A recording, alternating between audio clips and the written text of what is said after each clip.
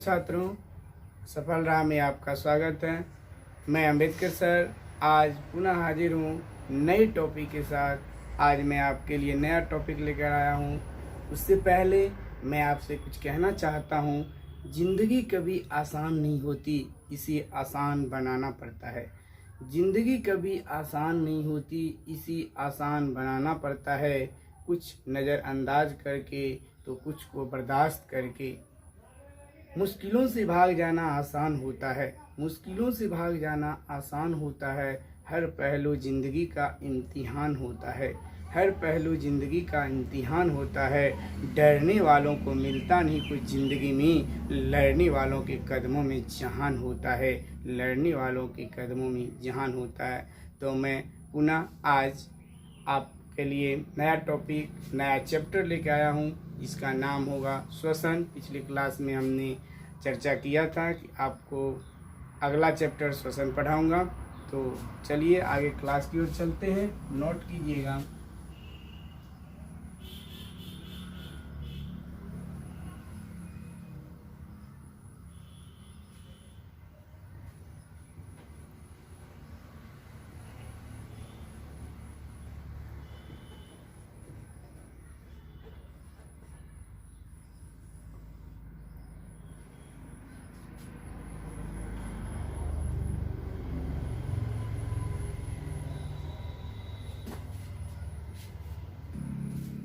श्वसन की पूर्ण जानकारी लेने के लिए आपको हमारे वीडियो के अंत तक बने रहना पड़ेगा।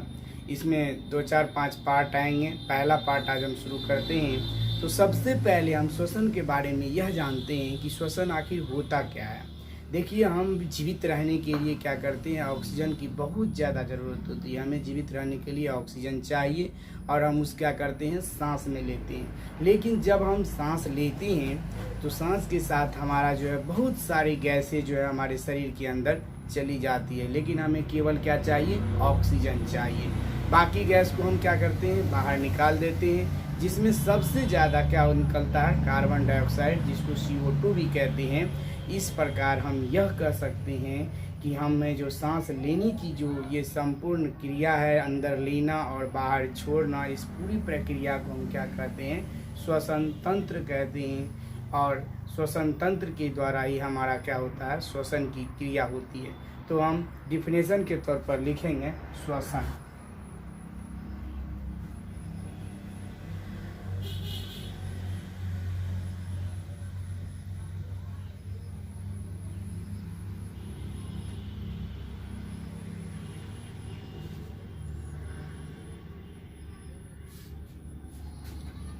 ठीक है, तुमको श्वसन, रिस्पिरेशन।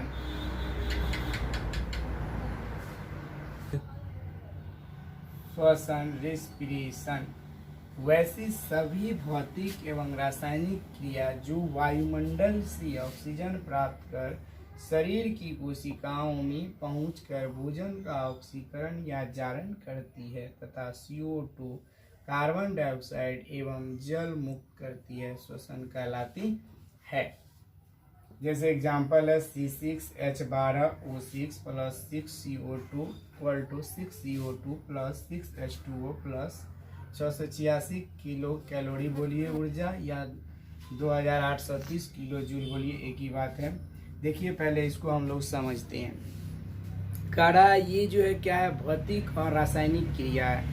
जब हम वायुमंडल से जब ऑक्सीजन प्राप्त करते हैं तो प्राप्त कर शरीर की सभी कोशिकाओं में वह क्या करती है, पहुंचकर भोजन का ऑक्सीकरण या जारण करती है, यानी कि भोजन को पूर्णतः हम लोगों को क्या करती है, पचाती है तथा CO2 गैस मुक्त करती है।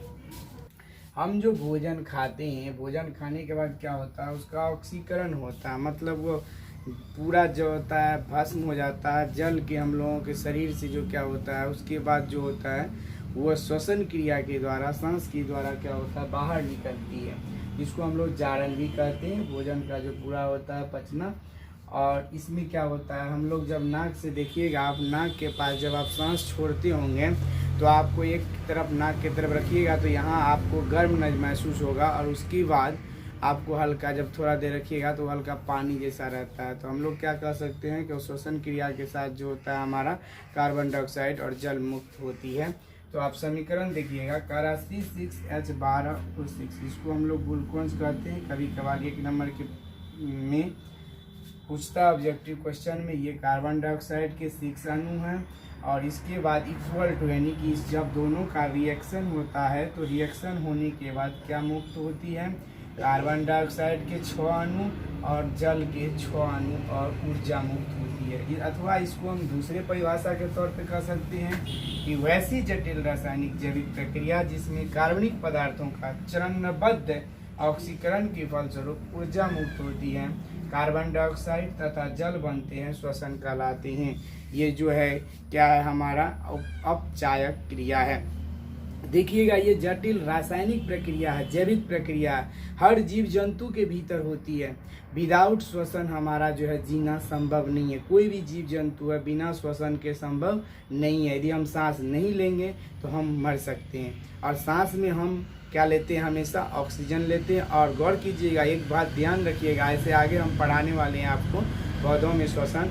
पौधे भी हमेशा सांस के रूप में ऑक्सीजन ही लेते हैं और कार्बन डाइऑक्साइड मुक्त करते हैं। लेकिन आप कहिएगा कि सर पौधे तो दिन में कार्बन डाइऑक्साइड लेते हैं। हाँ, लेकिन जब भोजन बनाते हैं पौधे तो वह भोजन बनाने के समय में कार्बन डाइऑक्साइड लेते हैं, क्योंकि यह प्रक्रिया जो होती है भोजन बनाने की प्रक्रिया हमेशा हमारा दिन भर चलती रहती है। क्योंकि पहले भी आपको हम स्वपोषण और परपोषण में पढ़ाए होंगे कि भोजन बनाने की जो प्रक्रिया है पौधे के अंतर्गत वह दिन भर चलती रहती है। चलिए तो आगे हम श्वसन के प्रकार लिखते हैं।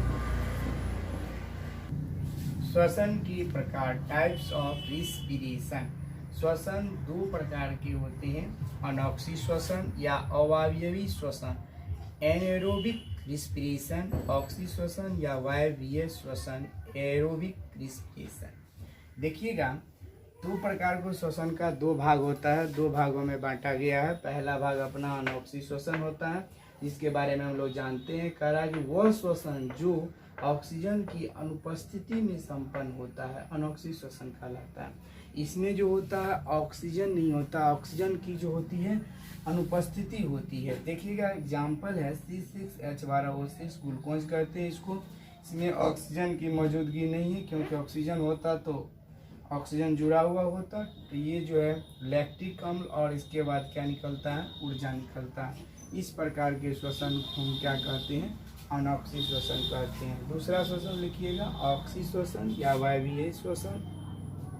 दूसरा है अपना ऑक्सी श्वसन, एरोबिक रिस्पिरेशन। करा वैसे श्वसन जो ऑक्सीजन की उपस्थिति में संपन्न होता है ऑक्सी श्वसन कहलाता है।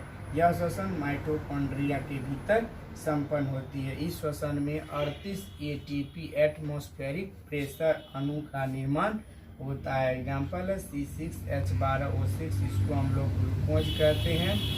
और ये जो है 6CO2 कार्बन डाइऑक्साइड के 6 अणु equal to 6CO2 + 6H2O plus ऊर्जा मुक्त होती है। यही हमारे श्वसन के 2 प्रकार थे। आगे क्वेश्चन लिखिएगा।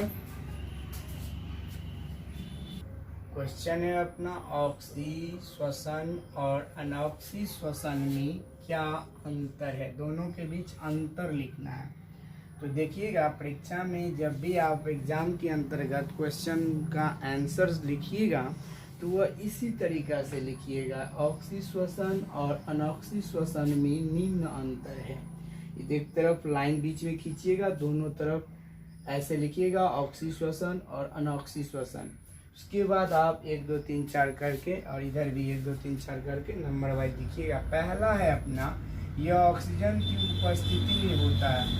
पहला जो अपना है ऑक्सी श्वसन का वह है अंतर, यह ऑक्सीजन की उपस्थिति में होता है।